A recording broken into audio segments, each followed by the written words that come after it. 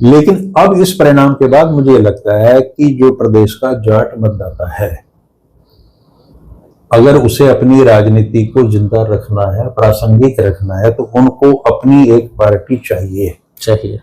असल में हरियाणा को इस समय एक ऐसी पार्टी चाहिए, अगर मैं और खुले शब्दों में कहूं तो हरियाणा को जाट पार्टी चाहिए, नेता चाहिए उसका। हाँ, नेतृत्व। अब कांग्रेस के पास कोई विकल्प नहीं है कि वो गैर जाट की राजनीति ना करे। बहुत बड़ी बात। वो उसने ये देख लिया है कि जाट समुदाय जो है 2024 में सबसे ज्यादा पोलराइज्ड था जी। अब इससे ज्यादा कुछ नहीं होगा। वो समाज भी अभी सोचेगा कि भाई हमने तो अपनी पूरी ताकत लगा दी कांग्रेस के लिए, लेकिन सरकार तो नहीं बनी। तो अब वो जब ये चिंतन होगा ना दोबारा, फिर हम क्या करें, तो उनके पास दो विकल्प हैं कि या तो वो धीरे धीरे दोनों पार्टियों में समझना शुरू हो जाएंगे, अगर यही पॉलिटिक्स रहनी है। अन्यथा तो दीपक जी मेरी समझ ये है कि इस समय भारतीय जनता हरियाणा में एक नई पार्टी की बहुत बड़ी जरूरत है, तीसरी पार्टी, और उसके बिना हरियाणा कभी जिंदा नहीं रहा है जी। तो तीसरी पार्टी बना है कौन? हाँ, वो बता रहा हूं मैं। अल्टीमेट पॉलिटिक्स पर मैं दीपक आप सभी का स्वागत करता हूं। मेरे साथ मौजूद हैं हरियाणा ही नहीं देश भर की पॉलिटिक्स पर बारीकी से नजर रखने वाले वरिष्ठ पत्रकार डॉक्टर सतीश त्यागी जी। जी नमस्कार सर, आज पहली वीडियो हम इस चैनल के लिए बना रहे हैं और आज जो विषय जो हमने चुना है वो भी काफी दिलचस्प है। चुनाव हो जी। तो पहले तो आपको हार्दिक शुभकामनाएं आपके इस प्रयास के लिए जी। और मैं ये चाहूंगा कि आपका कार्यक्रम हिट हो जी। और ज्यादा से ज्यादा लोग आपसे जुड़ें जी। और हमारी कोशिश होगी कि हम अपनी जो भी हमारी समझ है राजनीति के बारे में हम साझा करें लोगों से और उनके ज्ञान में कुछ वृद्धि हो। जी, आपका सानिध्य बना रहे, आपका आशीर्वाद बना रहे, और आपका ही चैनल है सर सभी कुछ आपका है। तो जो आज हमने विषय चुना है सर वो काफ़ी दिलचस्प है। विषय वही है जो हरियाणा के आम जनमानस में इस वक्त तैर रहा है। नेता लोग जो हैं वो भी सोच रहे हैं, वर्कर हैं वो भी सोच रहे हैं, और जो भी थोड़ी बहुत राजनीतिक समझ रखता है उन सबके बीच में एक सवाल है कि भूपेंद्र सिंह हुड्डा, जो एक मैसेज फैला हुआ था कि अब अगली सरकार उनकी बनने जा रही है, वो सीएम बनने जा रहे हैं, उनका राजनीतिक भविष्य क्या होने वाला है? देखिए, दो चीजें हैं जी। एक तो अगर हम बात करें भूपेंद्र सिंह हुड्डा का व्यक्तिगत राजनीतिक भविष्य क्या होना, वो एक अलग चीज है जी। और जिस पार्टी के वो सर्वे सर्वा है, सुप्रीमो है जी, उसका क्या भविष्य होना है जी, ये एक अलग पहलू है जी। तो देखिए, व्यक्ति का तो जो भविष्य है वो ढलान उस बात की रहती है। हुड्डा साहब उम्र के उस मुकाम पे हैं इस समय 77-78 साल की उनकी आयु हो गई है और उन्होंने ये जो चुनाव लड़ा था ये कहा था कि मेरा आखिरी चुनाव है। आखिरी तो कायदे से पिछला होना चाहिए था, लेकिन चलिए वो लड़े। तो उनका अपना कोई राजनीतिक भविष्य इस समय मुझे इस 5 साल के दौरान तो कुछ हो सकता है कि विपक्ष की भूमिका में वो रहें चूंकि विधायक हैं। उसके अलावा अगली टर्म में आगे चल के कुछ उनका राजनीतिक भविष्य होगा वो तो नहीं कहा जा सकता और होगा ही नहीं, क्योंकि वो राजनीति से तब तक संन्यास ले लेंगे। अब उनसे जुड़ा हुआ एक और बड़ी चीज है दीपेंद्र सिंह हुड्डा, जो उनके पुत्र हैं। लोगों की दिलचस्पी भूपेंद्र सिंह हुड्डा के राजनीति से ज्यादा दीपेंद्र सिंह हुड्डा के राजनीतिक भविष्य को लेकर है। जुड़े दोनों आपस में। हाँ। अब दीपेंद्र सिंह हुड्डा अभी नौजवान है, उनके पास भी लगभग 30-35 साल हैं राजनीति करने के। तो ये तो दो व्यक्तियों की बात होगी। अब रहेगी कांग्रेस की बात कि क्या कांग्रेस अगले 5 वर्षों में, 10 वर्षों में, 15 वर्षों में हरियाणा की राजनीति में प्रासंगिक रहने वाली है कि नहीं। क्योंकि अगर वो रेलिवेंट रहेगी तो उसके अंदर जो लोग राजनीति कर रहे हैं पार्टी की, उनकी भी एक भूमिका रहेगी। मैं ये कहता हूं कि लोकतंत्र में पक्ष और विपक्ष दो पहलू हैं, सब लोग जानते हैं जी। हमें अपनी ये सोच बदलनी पड़ेगी कि जब आप विपक्ष में हो तो आपका कोई भूमिका है ही नहीं। ये किसने कहा? भूपेंद्र सिंह हुड्डा आज अगर विपक्ष में है तो भूमिका लोगों ने दी है ना उनको। आप भूमिका लोकतंत्र में लोग तय करेगा। उन्होंने कहा कि आप 37 विधायकों के साथ में विपक्ष की भूमिका निभाइए जी, और हम अभी ये जिम्मेवारी सत्ता पक्ष की भारतीय जनता पार्टी को दे रहे हैं। अब सवाल ये उठता है कि सत्ताधारी दल और विपक्ष में एक बड़ा फर्क है कि सत्ताधारी दल जो है वो देने की स्थिति में होता है, लोगों को, कार्यकर्ताओं को, वो सपने पूरे करने की क्षमता रखता है लोगों के। विपक्ष के पास ये सुविधा नहीं होती। लेकिन लोकतंत्र का इससे तो कोई लेना देना तो है नहीं। कायदे से तो सत्ता का ये काम ही नहीं होना चाहिए कि वो चुनिंदा लोगों को दे या किसी को मोबिलाइज करे। और अगर ऐसी स्थिति हो जाए कि दोनों पक्ष विपक्ष एक ही उसमें है तो फिर कोई प्रॉब्लम नहीं रहेगी। तो पक्ष और विपक्ष का जो अंतर है ना बुनियादी, इसमें क्यों इतना अंतर है, इसकी जो समझ है लोगों को होनी चाहिए।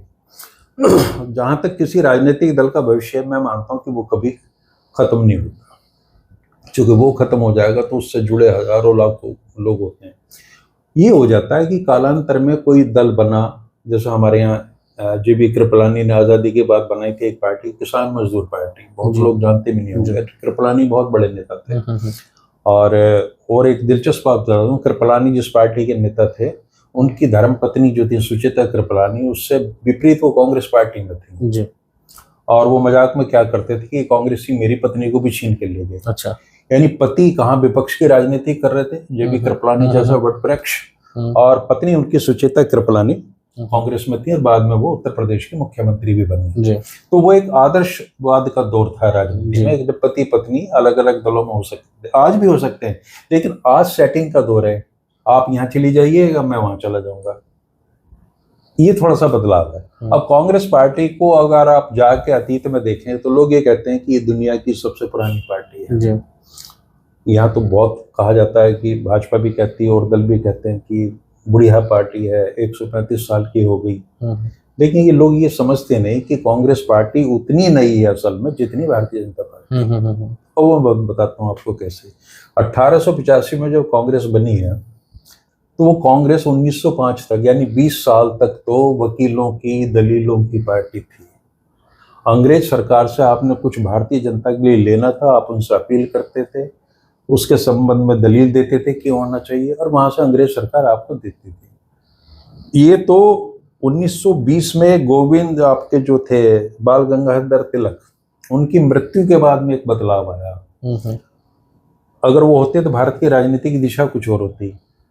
1920 में महात्मा गांधी की यहाँ एंट्री हो गई थी जी। अब अगले जो 25-26 साल है, आप वो देखिए, वो महात्मा गांधी के राष्ट्रीय आंदोलन के वक्त है। तो वहाँ कांग्रेस पॉलिटिकल पार्टी नहीं थी, कांग्रेस राष्ट्रीय आंदोलन थी जी। उसके बाद में, देश की आजादी के बाद में जब पहला चुनाव हुआ तो कांग्रेस पार्टी भी थी, और भारतीय जनता पार्टी का जो पहला अवतार था भारतीय जनसंघ, वो भी था चुनाव जी। तो दोनों बराबर पूरे हो गए। और 1980 में भारतीय जनता पार्टी बनी, जनता पार्टी से निकल के जनसंघ का जनता पार्टी में विलय हो गया था। 5 दल थे उसमें, लोक दल वगैरह, स्वतंत्र पार्टी भी थी। तो ये कहना कि वो पार्टी खत्म होगी, उसने एक नया रूप धारण कर लिया भारतीय जनता पार्टी के रूप में। और उसी समय इंदिरा गांधी की कांग्रेस बनी, जो आज की कांग्रेस है, जिसे हम कांग्रेस आई बोलते हैं। ये बनी है 1978 जी। तो इतना कहा जा सकता है कि भारतीय जनता पार्टी से पहले 2 साल पहले की पार्टी है कांग्रेस। तो जब तक आप इतिहास में नहीं जाओगे, इतिहास के तथ्यों को नहीं जानोगे, समझोगे, तब तक किसी बहस का कोई अर्थ नहीं होता जी। अब हर पार्टी के जीवन में चुनौतियां होती हैं। जिस समय पंडित जवाहरलाल नेहरू मुख्य प्रधानमंत्री बने देश के, उनके नेतृत्व में 1952 का चुनाव हुआ, 1957 का हुआ, 1962 का हुआ, 3 चुनाव हुए।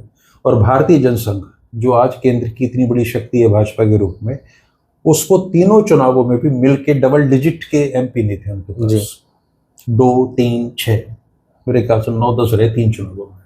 लेकिन वो पार्टी, वो विचारधारा खड़ी रही, मरी तो नहीं, और चलते चलते वो यहाँ तक आ गए। और ऐसा एक झटका लगा कि 1984 में फिर से वो 2 सीटों पर पहुंचे। तो कोई भी राजनीतिक दल, वो स्थितियों पर निर्भर करता है, लोगों की स्वीकार्यता क्या है किस चीज को लेकर, उस पर निर्भर करता है।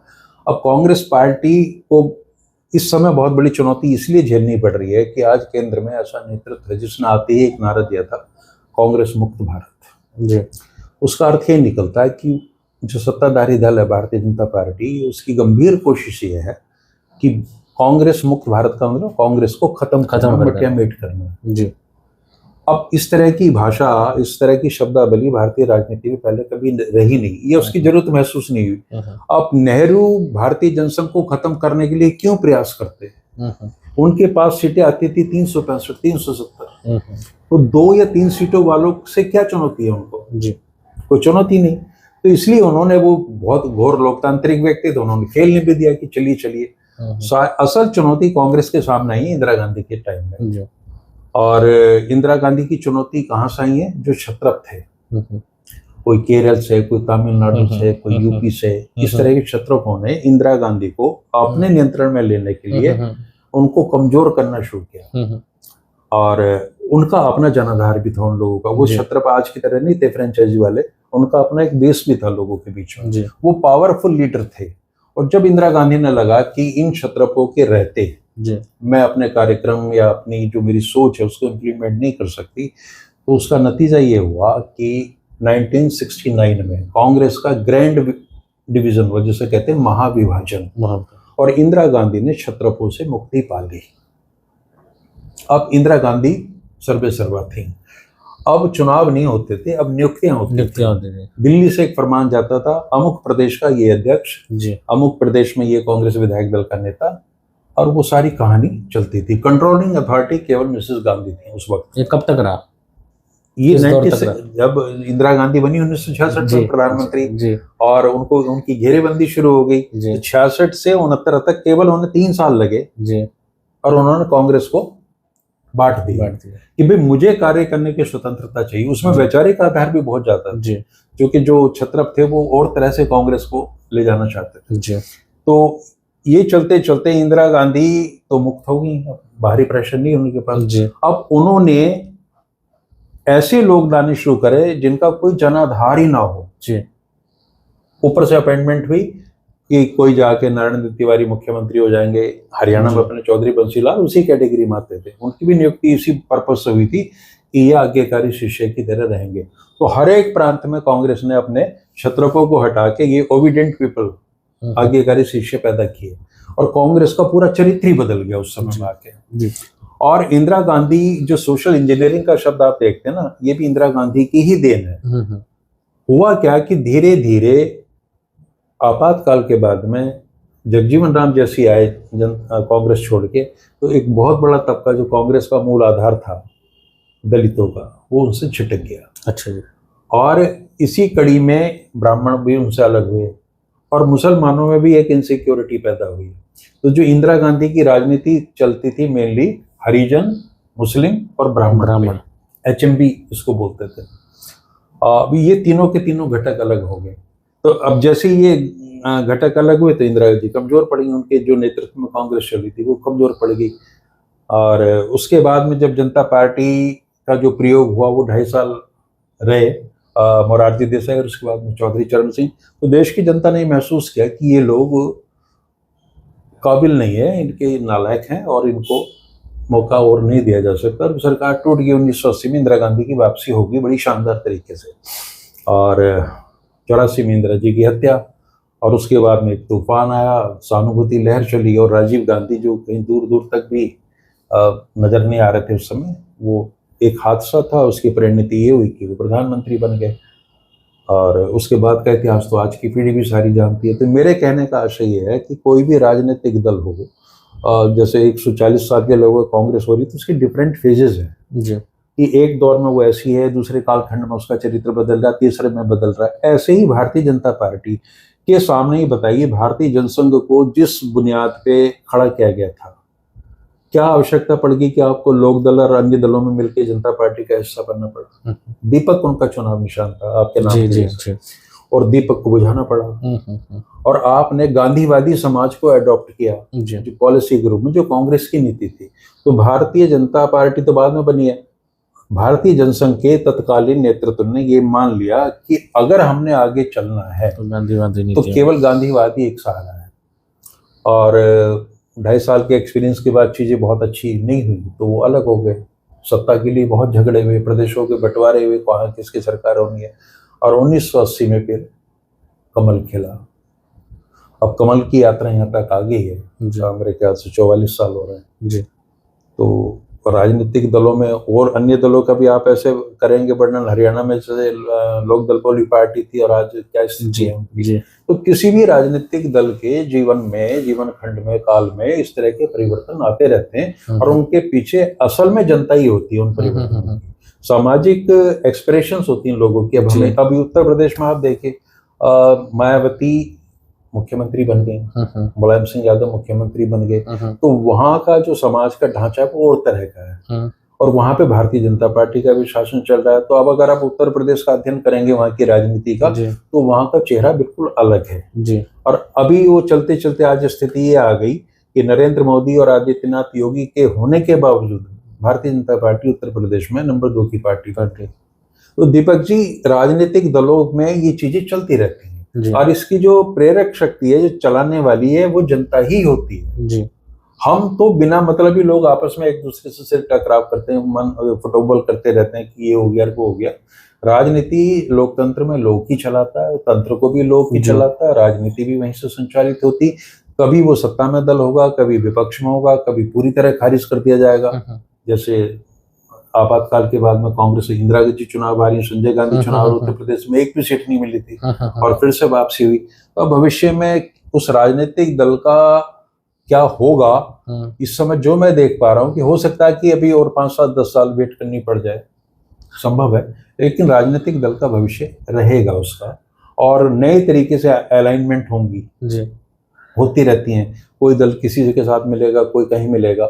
अब भारतीय जनता जो जनसंघ है, आप ये देखिए ना, गैर कांग्रेसवाद का एक नारा उठाया डॉक्टर लोहिया ने 60 के दशक में, और उन्होंने कहा कि इस समय विचारधाराओं को भूल जाओ और सब मिलके कांग्रेस के कैंडिडेट के खिलाफ एक कैंडिडेट खड़ा करो जी।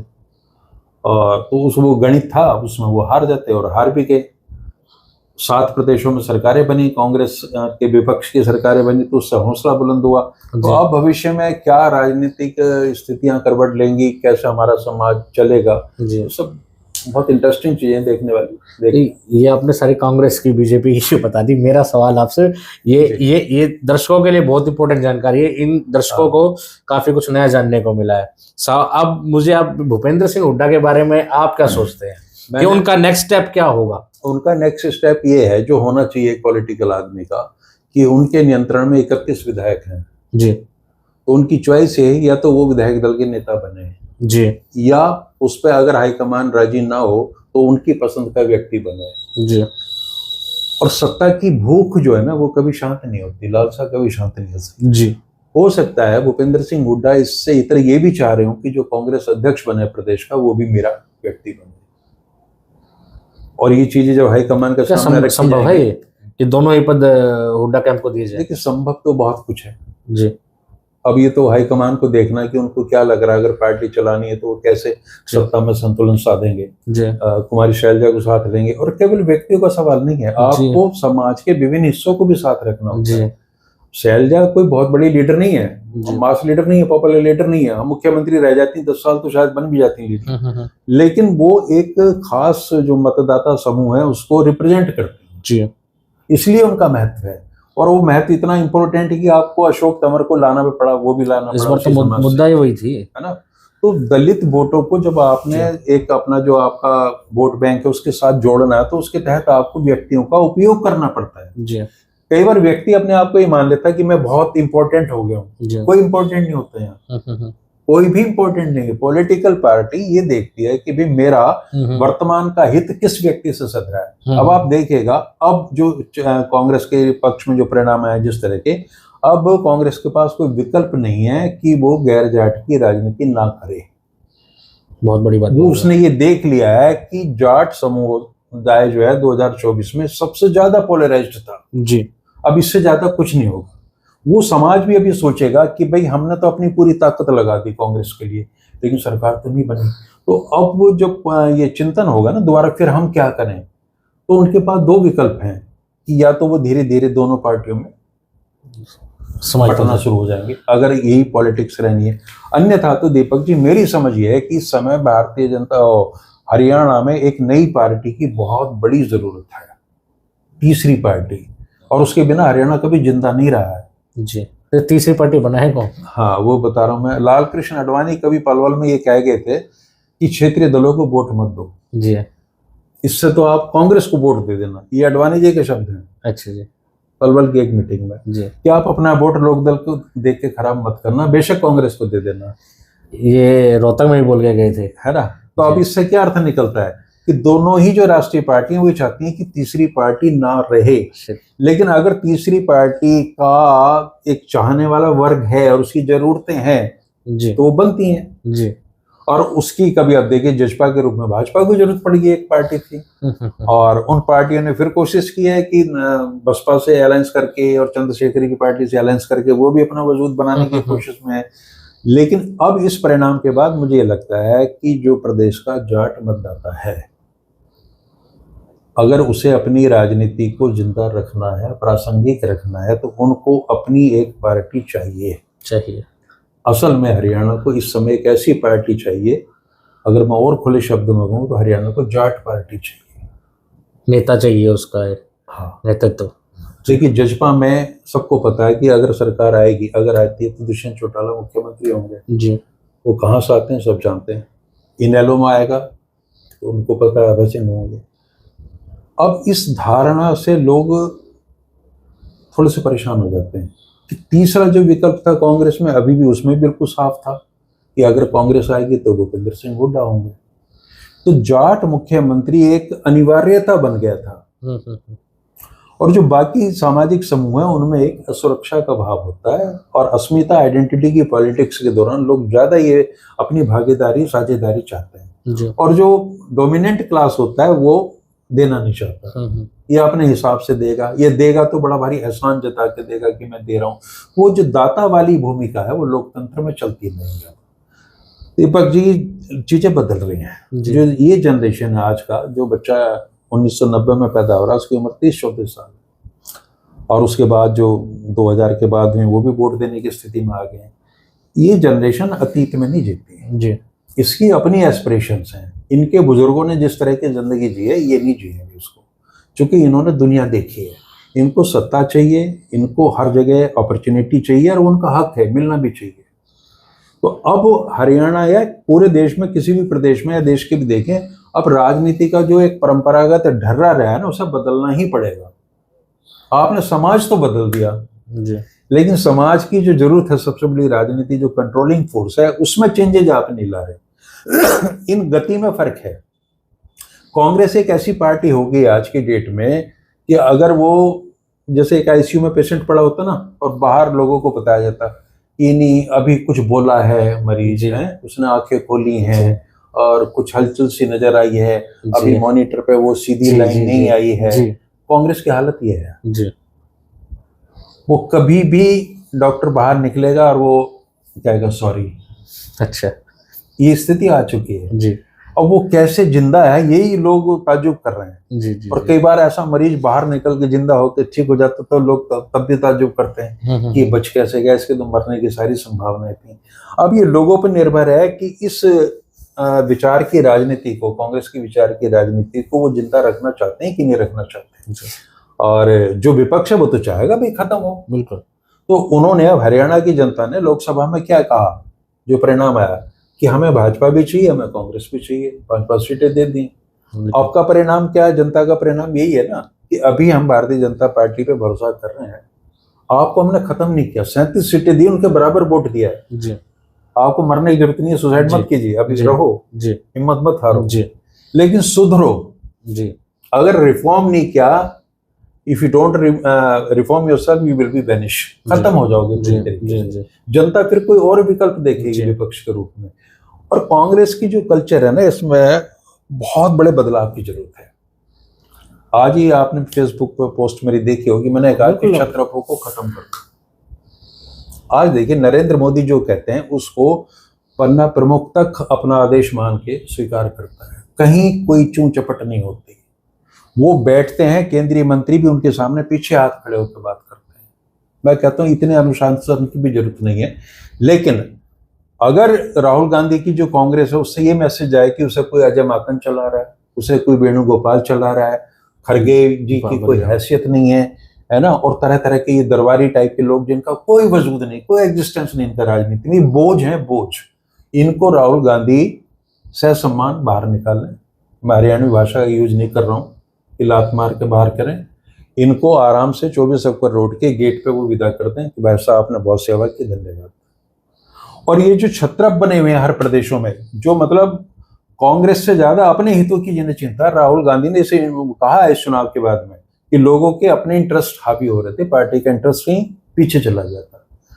अब आप फैक्ट फाइंडिंग कमेटी बिठा रहे हैं। जब फैक्ट आपको पता है तो कमेटी क्या करेगी? सर उसमें लोग भी वही हैं जो इसके जिम्मेवार है। हाँ, जब आपको ये फैक्ट पता है कि प्रदेश के नेतृत्व में ऐसे लोग हैं, उन्होंने अपने हितों को वरीयता दी है जी और पार्टी के हितों को गौण किया है, तो इसमें कौन सा डिसीजन लेने की आपको जरूरत है? क्या जी, पूछना है? जी जी आप अध्यक्ष आपके हैं, आप खड़गे जी को कहिए कि निम्नलिखित लोगों को पार्टी से बाहर किया जाए, या आप बाहर नहीं करना चाहते, इतना कड़वा एक्शन नहीं लेते, तो उनको उनकी हैसियत बता दीजिए कि भैया आप 9वें नंबर पर रहेंगे, आप 12वें नंबर पर रहेंगे। और अगर वो बहुत ताकतवर हुए और उन्हें लगा कि हम कांग्रेस से इधर जाके अपना तामझाम खड़ा कर सकते हैं, तो जाने दीजिए, क्या दिक्कत है? अब भी आपको क्या मिल रहा है? तो जब तक कांग्रेस इस स्तर पे आके अपने आप को ओवरहाल नहीं करेगी, तब तक बात नहीं बनेगी। दूसरे, यहाँ की जो कल्चर है ना, कांग्रेस में नेता से बड़ा उसका पीए होता है। जेन्युइन बात बोल रहे हैं सर आप। इतनी खतरनाक बता रहा हूं मैं आपको, ये स्थिति है। सोनिया गांधी अहमद पटेल चला रहे हैं, राजीव गांधी जॉर्ज थे, वी जॉर्ज चला रहे हैं, इंदिरा जी आर के धवन चला रहे हैं, यशपाल कपूर अभी बाजी बाजू हैं वो बड़े और फेमस अब जो है अब ये लोग आ गए, अब के राहुल गांधी बाइजू नाम है नहीं कोई। जानते इनके, कई हाँ, सारे लोग हाँ, इस तरीके, मतलब नाम जानने लायक भी नहीं है उनमें। क्या हाँ है? वही है। उनका होना ना होना, कोई क्लर्क टाइप लोग हैं, कोई बस्ता उठा रहा है, कोई प्रोग्राम तय कर रहा है, कोई कुणाल जी हैं, कोई फलाने जी हैं, ढिमकाने जी हैं। लेकिन सर अमित शाह के पीए का नाम पता है आपको? ना नहीं, वही भाजपा वही तो। के साथ यही बड़ी उसकी ताकत है कि वहां पर्दे के पीछे जो लोग काम कर रहे हैं वो पर्दे जी। के पीछे ही रहते हैं, यही बात और नेता सामने रहता है। है। यहाँ तो कितना ही बड़ा लीडर हो, अगर प्रदेश का मुख्यमंत्री है और उसने अपॉइंटमेंट लेनी है तो वो थ्रू पीए लेगा, जो पीए उनको फीड करेगा वो नेता की समझ में आएगा। जी। राहुल गांधी ने पूरा देश नाप लिया, 2 बार नाप लिया, जनता से मिल लिए, बहुत अच्छी बात है, होना चाहिए था, बहुत जरूरी है। लेकिन आप अपने घर का ऑर्डर नहीं संभाल पाते, आपको पता ही नहीं है। आपके स्लीपर सेल्स को दुनिया बता रही है, पत्रकार बता रहे हैं। हरियाणा में कहते थे रणदीप सुरजेवाला स्लीपर सेल है, किरण स्लीपर सेल है, जो भी चले वो तो उन पर मोहर लगी गई। और मजे की बात है कि यहाँ हुड्डा साहब को भी स्लीपर सेल मानने वाले को कमी नहीं है। तो इस चेहरे के साथ में जहां आपकी सारी लीडरशिप स्लीपर सेल है, डाउटफुल है, कैसे लड़ाई लड़ोगे आप? और क्या राहुल गांधी इन चीजों को नहीं जानते? वो जानते हैं सारी चीजें।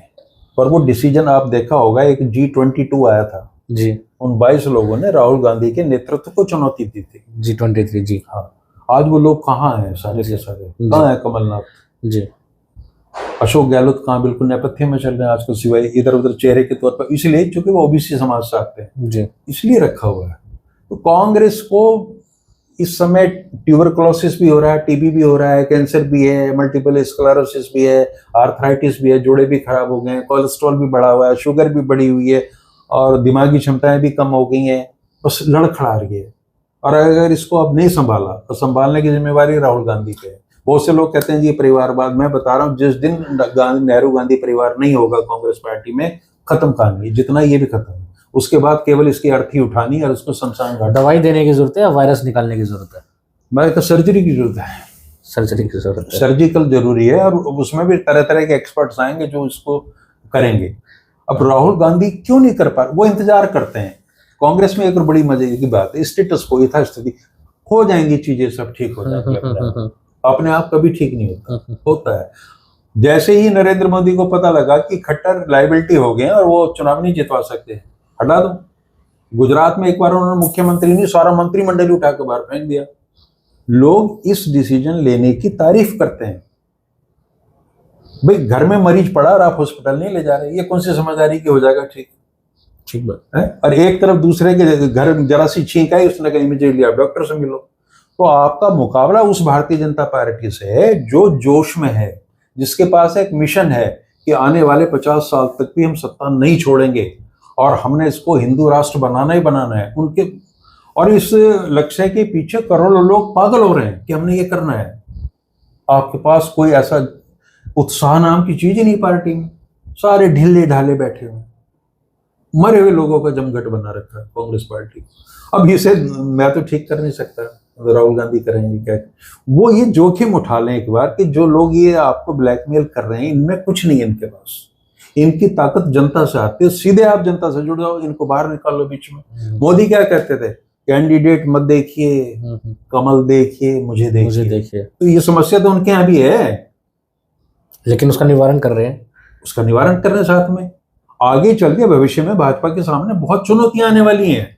ये फेज जब खत्म होगा उसके बाद चैलेंजेस हैं, बट मुझे ये लग रहा है उस उन्होंने उस चीज को भी आंक लिया है कि क्या समस्या होगी और उसके क्या समाधान होंगे, वो उस पर भी काम कर रहे हैं। ये वर्तमान में पड़ी हुई अपनी जो समस्या है उसको भी डील नहीं कर पाते।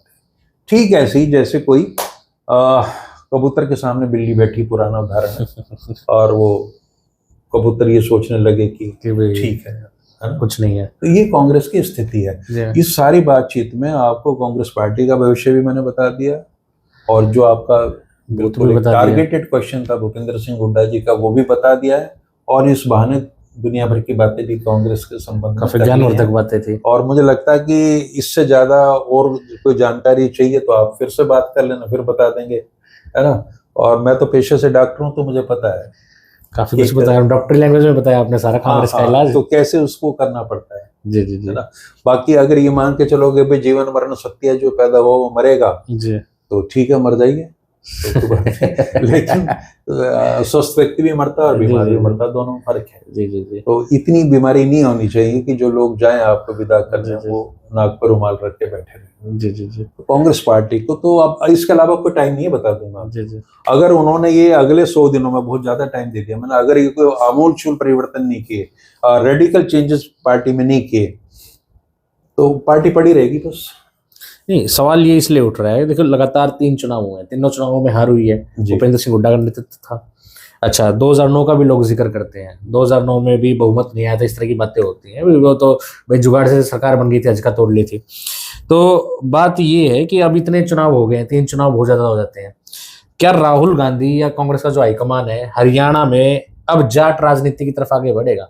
क्या वो जाट सीएम किसी जाट कम्युनिटी के किसी नेता को मुख्यमंत्री के पद पर अगर कल को सीटें आती हैं तो ऐसा विचार रखेगा कि भाई इस कम्युनिटी को मुख्यमंत्री की सीट पर बिठाया जाए? भूल जाइए। अगर यही प्रश्न हम करें कि भाजपा कभी जाट मुख्यमंत्री देगी, अगर देने की सोचेगी तो उसको क्या नतीजे भुगतने पड़ेंगे। आज अनाउंस कर दें कि अभी कर देते धनखड़ होंगे या अभिमन्यु होंगे, आप चुनाव का नतीजा देख लेते क्या होगा। जी। तो बहुत गहरी चीजें हैं और सब समझते हैं कि लोग, ऐसा कुछ नहीं है। और एंड टाइम पे आके 3-4 दिन में सारी स्थितियां बदल गई एकदम से। जी। तो आप जो समस्या है उन पे आप काम नहीं करते। और कहीं भी आप देख लीजिए, जो भी डोमिनेंट ग्रुप है हर प्रदेश में है, वो कोई कम्युनिटी है या किसी रीजन की है, तो उनको एक बड़ा दिल दिखा के सब लोगों को साथ लेके चलना पड़ता है, सत्ता में साझेदारी करनी पड़ती है। अब चाहे विपक्ष बहकाए या कुछ भी बगाए, किसी भी तरीके से अगर लोगों में ये विश्वास जम गया कि हमारे हितों की रक्षा ये पार्टी इसलिए नहीं कर सकती कि इसका नेतृत्व एक खास किस्म के लोगों के हाथ में है और वो हमें अपना नहीं मानते, तो बेशक आप 36 बरादरी के नारे वारे देते रहे, उससे कुछ असर नहीं पड़ता। अगर आज आप राहुल गांधी होते, राहुल गांधी की जगह होते, आप कांग्रेस हाईकमान होते, हाँ, या आप कांग्रेस के अध्यक्ष होते राष्ट्रीय, आपको ये जिम्मेवारी दी जाती कि भाई आपको कांग्रेस का इलाज करना है प्रदेश में, पूरी कांग्रेस आपके पास है, 2 पद आपको देने होते, एक प्रदेश अध्यक्ष का और दूसरा आपको सीएलपी लीडर, किसका चुनाव करते? मैं मोदी जी के तरीके से करता, जो फर्स्ट टाइमर है उनको बना देता मैं। जी। जो पहली बार विधायक बन के। जी। आप नया नेतृत्व क्यों नहीं तैयार करते हैं? जी। आप रिस्क तो लो ना उठा के।